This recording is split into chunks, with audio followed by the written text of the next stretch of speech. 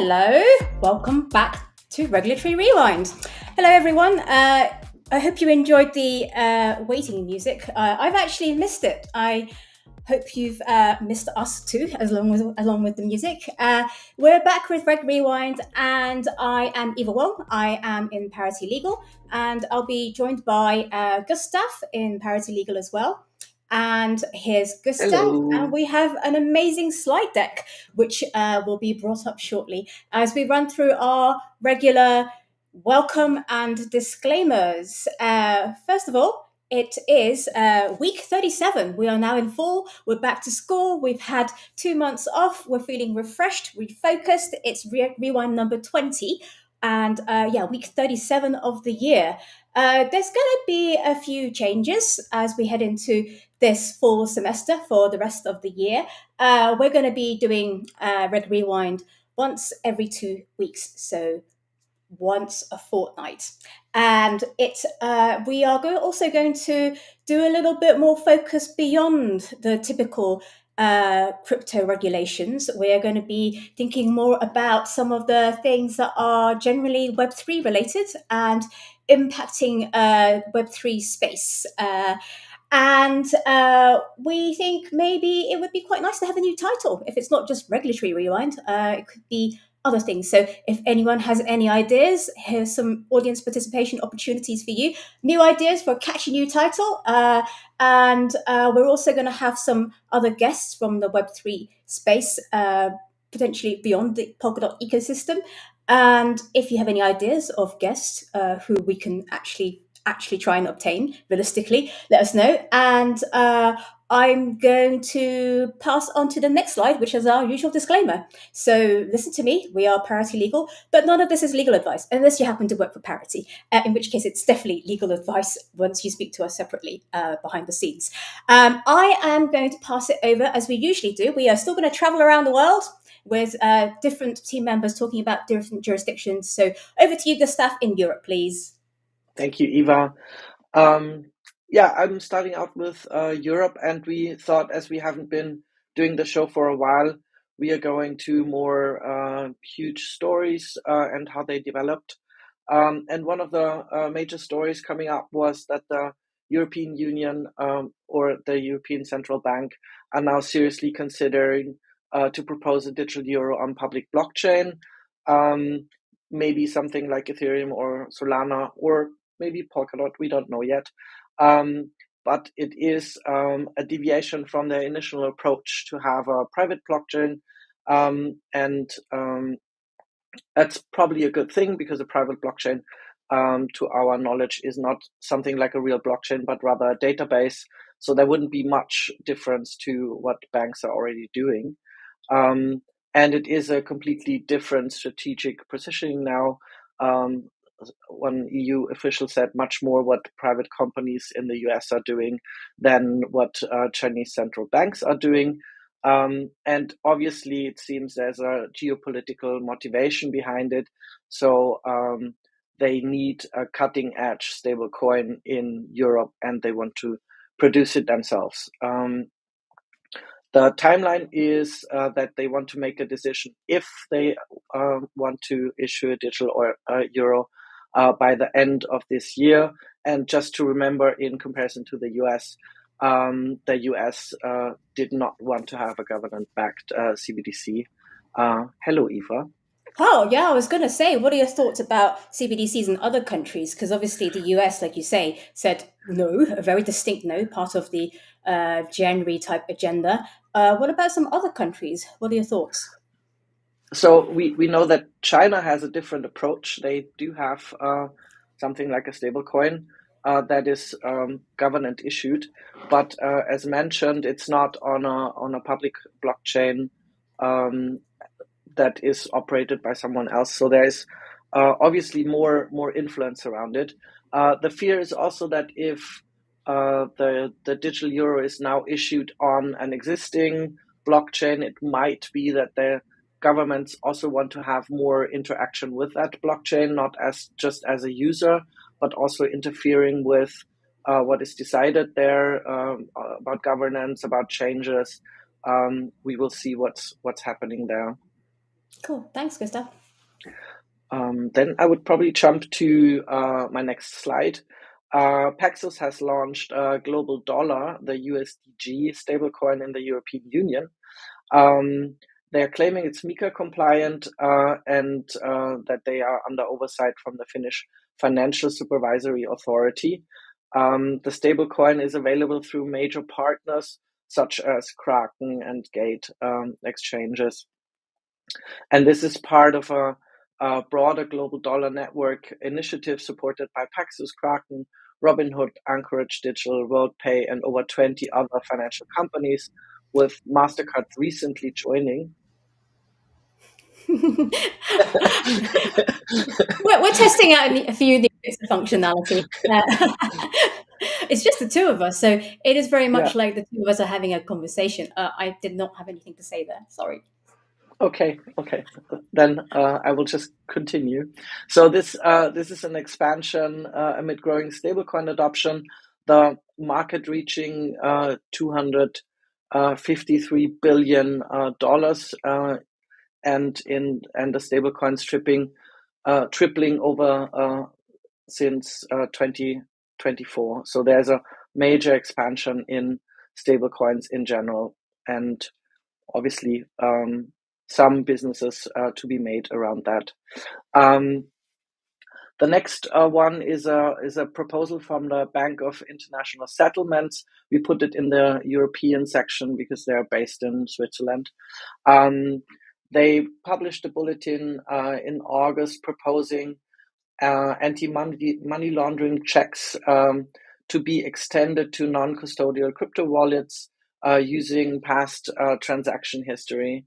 So the problems that they want to tackle is that, of course, non-custodial wallets don't have a name tag on them, so you can't really check who is in control of the funds, and they want to make it somehow mandatory to check the public ledger where these funds are coming from, and also see if potentially some of the addresses that the funds were residing before were involved in any kind of illegal activities. That's of course a huge privacy risk, especially because coins that should be exchangeable are not exchangeable anymore if some of them are flagged to have been part of a wallet that is known to be um, having illicit crypto transactions. Um, so there's a lot of political and also criminal potential around it, but it's part of a move of thinking of crypto as assets for criminal usage, which it basically isn't. Hello again. We're going to blame the intern, but no, this time it's intentional because I think it's a good segue into. We're talking about privacy. We're going to segue into France and the Pavel Durov case. Um, so the slide there should be of Pavel Durov, and so it's marking an anniversary of August last year when he was arrested on arriving by private plane into Paris. And the reason why I talk about this one is that it's not blockchain related, it's not crypto related, but this is one of those cases where it does affect Web3. It's an impact on privacy. It's an impact on technology platforms. There's an impact on the stretching of existing regulations to fit governments' needs to manage certain government-related, very sensible, because there are criminal things that are happening on Telegram, and Pavel Durov obviously is the CEO of Telegram, and there were a number of charges that were brought against him. There was an ongoing history between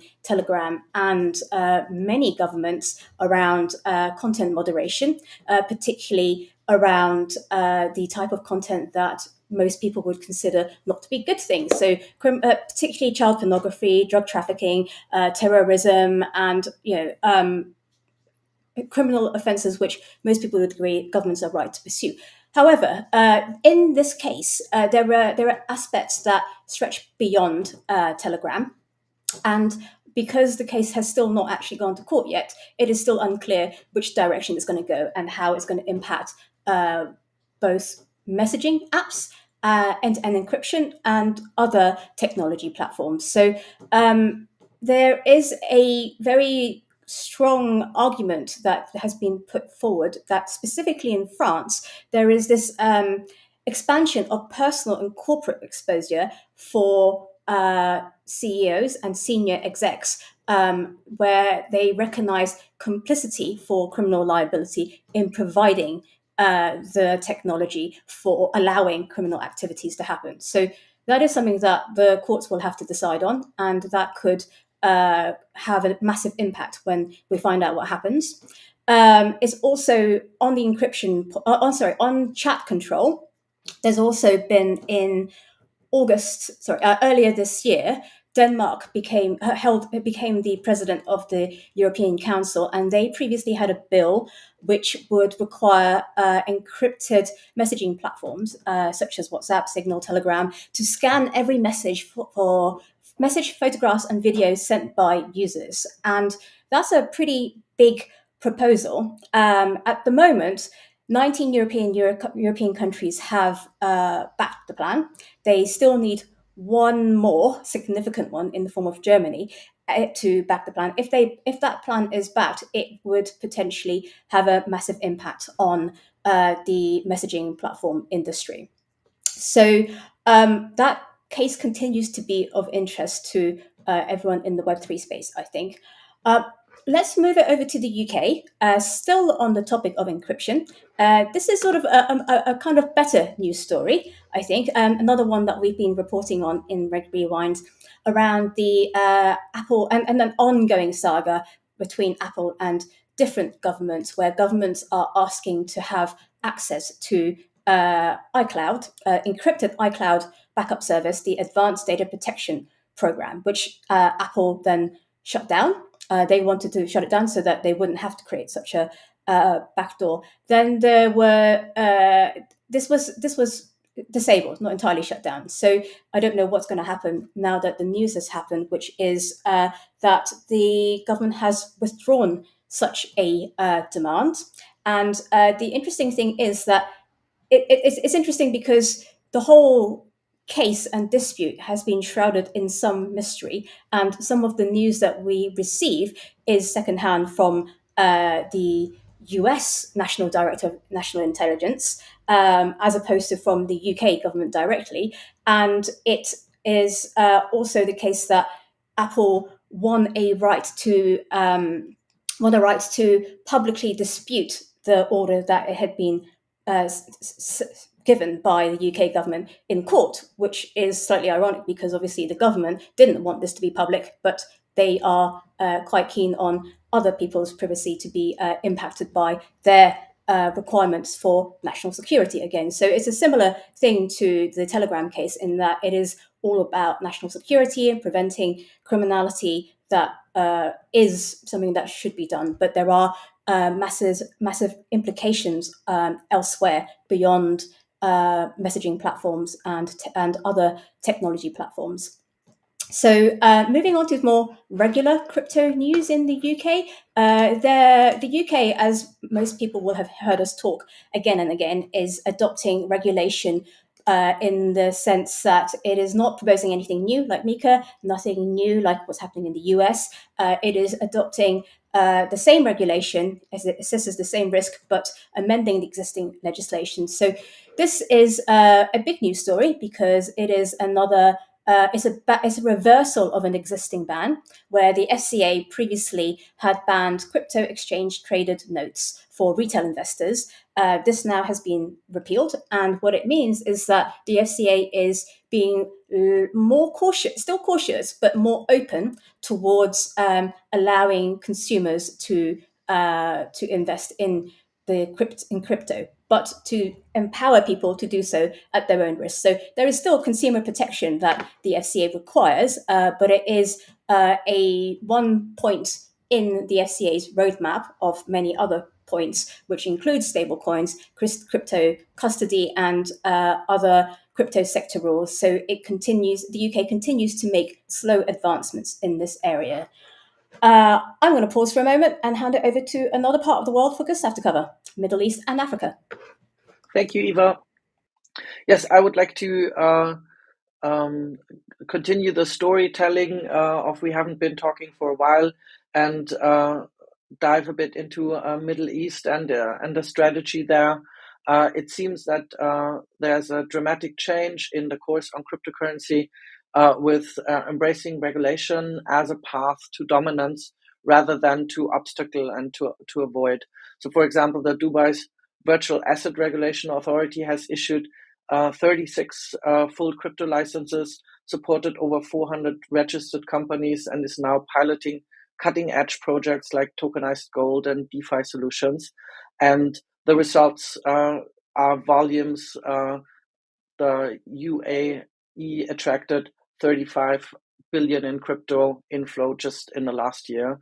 And this represents a fundamental shift in the Middle Eastern strategy from crypto skepticism, making compliance as an ultimate competitive weapon. So they are positioning themselves as global leaders in what they called permission scale, sustainable crypto growth with regulatory frameworks. And this is probably a playbook for other regions to attract money and have a guiding line in international crypto businesses. And with that, over to South Africa, where a South African investment firm is currently making history with plans to become Africa's first publicly traded company to base its treasury on Bitcoin. The company is called Alt-West Capital, and they announced a 210 million fundraising plan to buy Bitcoin and rebrand as African Bitcoin Corporation to move cryptocurrency adoption in the sub-Saharan Africa that has been surging 45% in the last year. So their strategy is to give pension funds and institutional investors regulated access to Bitcoins, and with that, the shares are betting on the movement that Bitcoin is potentially making. It's potentially a risky approach, but it could be also a turning point for institutional crypto adoption across Africa. So that was it from Middle East and Africa. And with that, over to Eva for news from Asia. Well, Asia, and on the point of crypto adoption, my news story is this. This is not a map of Asia. This is a map of the world, and my story starts off with this. This is a annual chain analysis crypto adoption report where they use some really interesting data points, and they create a heat map, and a list of the countries which have the highest adoption index. And the reason why I bring this up is because throughout Reg Rewind, we always talk about the different regulatory positions taken by different countries, and often this is related to the adoption in that particular country, or it's the other way around. So depending on the type of adoption, i.e. if there's high adoption, then some countries might think it's a good idea to try and regulate that to protect the consumers, and in other countries it might be the case where regulation leads to higher adoption. And we've talked throughout Reg Rewind about different territories and the things that drives crypto adoption and how that is reflected in the types of legislation. So this year's report, it actually shows the US as number 2, and we will talk about the US, and that is obviously regulation driven. As I mentioned, clearer regulation leads to higher adoption rates. But the reason why this is in the Asia slide is because a lot of these countries where the growth is still in Asia, and Asia is there's a lot of activity happening in Asia, and I will talk a little bit about the Hong Kong stablecoin licensing regime, which was announced over the summer. So Hong Kong is not the only one, obviously, talking about stablecoin licensing, but the regime launched itself to regulate something that wasn't previously as well regulated. So this licensing regime means that with stricter criteria, it should enable greater growth in Hong Kong for stablecoin issuance, partly because Hong Kong has a single regulator, unlike what is being proposed in the US. And it is another way where Hong Kong is trying to be a global crypto hub along with other countries. So China's actually also talked over the summer about potentially, it was reported that China was considering a yuan-backed stablecoin. This is interesting because China has banned most other crypto related activities. And there were reports that the State Council was going to review a roadmap which may consider a yuan-dominated stablecoin. And Japan also over the summer reportedly was preparing to approve the country's first yen-pegged stablecoin within the year. So whilst we're on the topic of Japan, I also have another regulatory story in Japan, which is about a major overhaul of crypto regulation in Japan, which is, again, to fit the crypto digital assets into traditional securities frameworks. So it is the most major overhaul that Japan has had, and it is a proposal. It still requires the amendments and legislative procedure to occur early next year. And on that point, I am going to move it over back to Gustav to talk about Central and South America. Thank you, Eva. For Central and South America, we thought that in previous episodes we have not yet covered it very much. So I want to first start with an overview on Latin America, because they are also witnessing something like a cryptocurrency regulation revolution as they are balancing innovation against financial stabilities. And the region has emerged as a testing ground for diverse regulation approaches, each reflecting different philosophies around state control and economic sovereignty. We find that there are 4 distinctive regulatory philosophies that are emerging. So there is a more proactive embrace, like El Salvador, with experimenting on legal tender status and voluntary accepting frameworks. There are progressive countries that are implementing more comprehensive licensing regimes for virtual assets. Maybe can you go to the next slide so people can see that? I hope that's big enough for you to see. So there are progressive countries that are implementing regimes for virtual asset service providers and establishing regulatory sandboxes for fintech innovation. And there are rather cautious regulators that adopt a wait and see approach and try to impose rather banking restriction to limit systemic exposure. And restrictive nations, of course, that are implemented bans on financial institution while maintaining oversight through specialized agencies. Um, we have the feeling that the key regulation concepts are reshaping um, the landscape there, and that the region's approach differs from traditional finance regulation. It's driven by practical necessity and rather than theoretical frameworks, and the countries are adapting rules to address problems like inflation, banking access limitation, and other needs, while also trying to prevent money laundering and maintaining monetary sovereignty. Um, Hey, Gustav. Sorry to hey, interrupt. all good. Just thinking, we only have 5 minutes to try and cover the US of A and Tornado Cash, which we're going to Oh, do. But then we uh, will right jump into that. I think we should jump right into that because there's a lot to cover, and I don't want people to miss out because we're trying to do 2 months in 1 week, whereas in the past we did it every week. So let's jump right into the US of A. I'm just giving you a break Yes. while you go into the legislation, and I will continue with the bits and pieces in between. Yes. So I will start from the crypto week that happened in July. That was about the Genius Stablecoin Bill, Digital Asset Market Clarity Act, Clarity, and the CBDC Blocking Bill. Um, from my perspective, the most important is the Clarity Act provisions.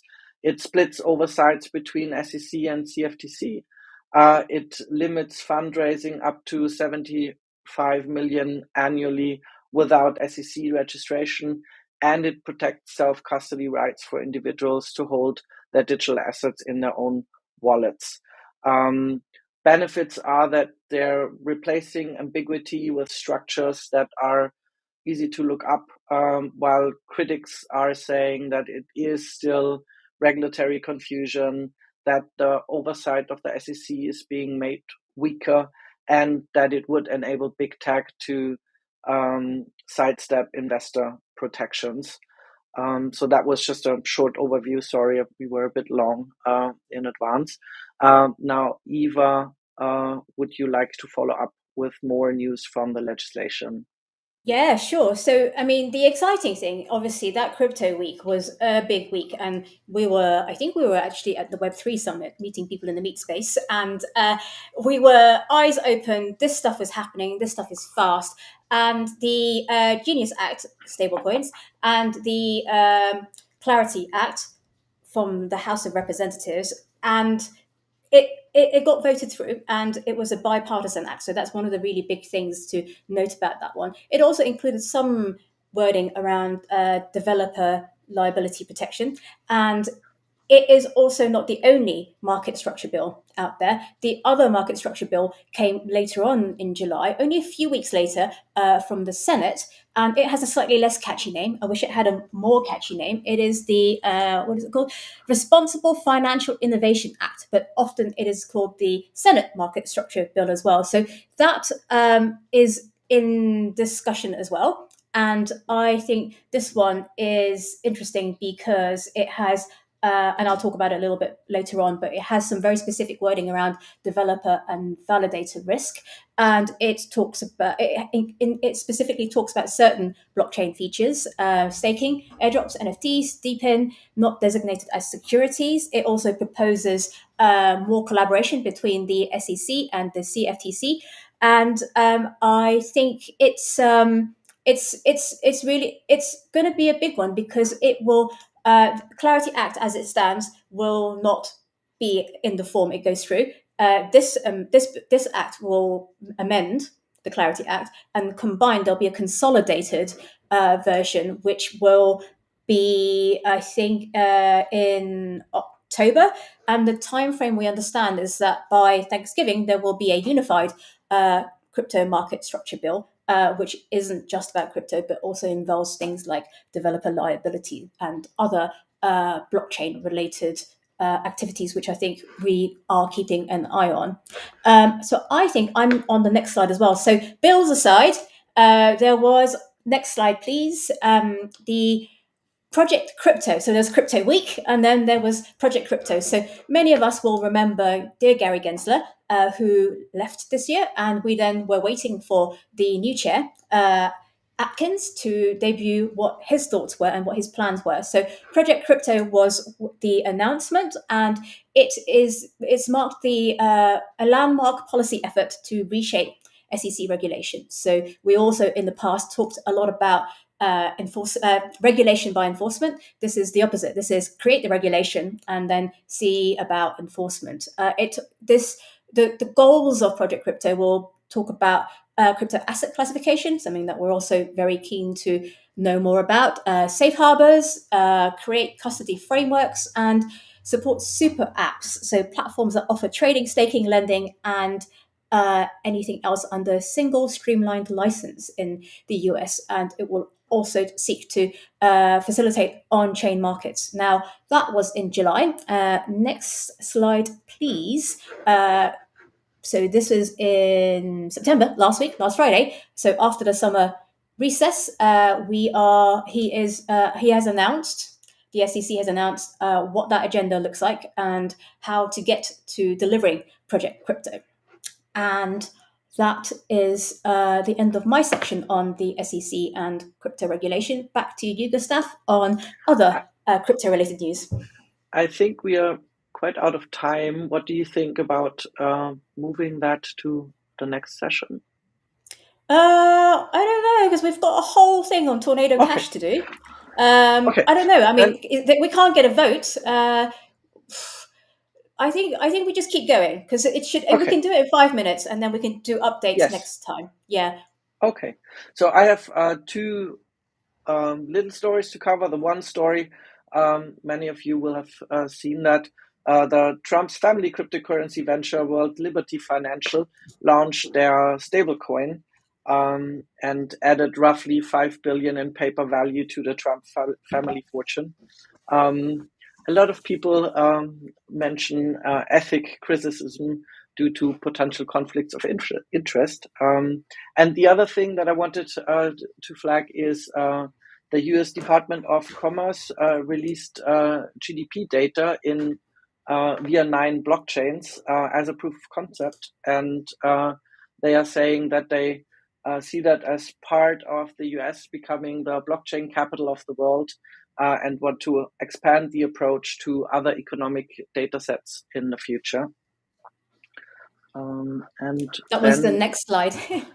That was the next slide. I'm sorry, we're a bit chaotic today, but that was the end of this part, and I would give it back to you, Eva, for the Tornado Cash update.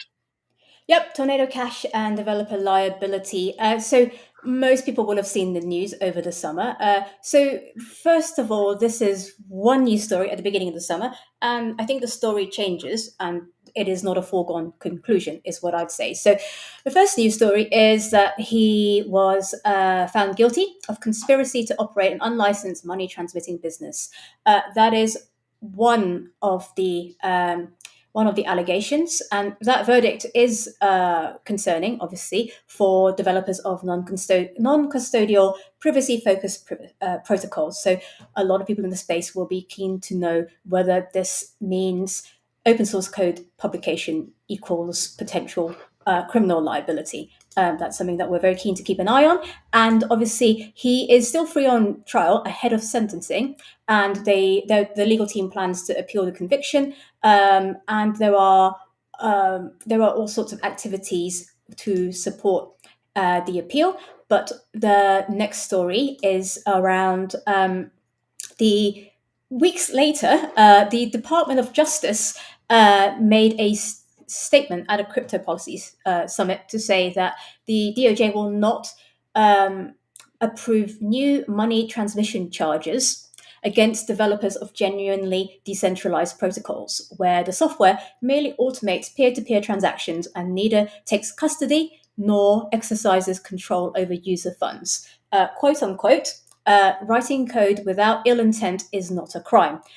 This builds on the April Department of Justice memo from Todd Blanche which stated that the department wouldn't pursue charges against crypto mixer developers for user misconduct or unintentional regulatory violations. That now both of these things are guidance; it's not law. They still have flexibility to pursue other charges, but it does seem to indicate that it is more about criminal intent and user actions, not the code if the code is neutral. So that's kind of good news, but we don't really know what that's going to look like yet for Roman Storm. And then the next slide, next slide is the crypto industry unites against Senate bill over protection for software developers. So this is the power of crypto lobbying and software developer liability considerations being taken into account. So a coalition of 140 crypto firms, including tech lobbying firms, so not just crypto, they together with they put a joint letter to the Senate Banking Committee saying that they will not support the market structure bill unless it includes strong legal protections for software developers and non-custodial service providers. So this was, as I mentioned earlier, there was the Clarity Act, which I think this is a response to that it didn't feel like it was strong enough, and therefore they requested stronger protections in the Responsible Financial Innovation Act, which in the next slide you'll see may have had a result. So this is a tweet from the DeFi Education Fund's CLO. This is last Friday, and this is in response to the 183-page draft of the latest draft of the market structure bill, which includes some specific protections, very strongly specific protections. Now, again, this isn't law. This is a bill. It has yet to be debated, but it is in the document. And if it goes through, then this could potentially help Roman Storm's case in the US. It doesn't necessarily help Alexei Pertsev in the Netherlands, but it is a sign where technological innovation and existing laws are having to be interpreted and understood in order to protect sufficiently the interests of innovation, but also the interests of governments and who are criminal justice enforcement part of the government. So this is a very interesting place to be in right now. Technology keeps innovating and regulation keeps regulating. We will be back. Oh, and wait, no. Gustav, you have a funny story. So everyone who has finished and left, I'm very sorry, but Gustav's going to share our funny story because we think it's funny anyway. It actually is. A German court ruled that stealing 2.5 million in crypto isn't actually theft. The background of that is that theft is stealing a tangible object, which isn't the case with crypto, and also all other legal frameworks that would potentially fall into that category weren't applicable. So it seems that the person went without criminal charges. It might still be a case of civil courts to find justice on that. But if you just take, this is not legal advice, but if you just remember a seed phrase of someone, you might go free in Germany if you then acquire crypto through that. Yeah, no legal advice. That was the funny story. Not legal advice or life advice generally, life choices that people might make in their spare time. So we're done for this Reg Rewind. We'll be back next time with a few more of our fellow co-hosts, and which is in 2 weeks' time. Gustav, was that the 24th? 24th. 24th of September is the next episode. Same time, same station. Let's see what happens in the next 2 weeks. Thank you very much, Yes. everyone. Take care. Thank you. Bye.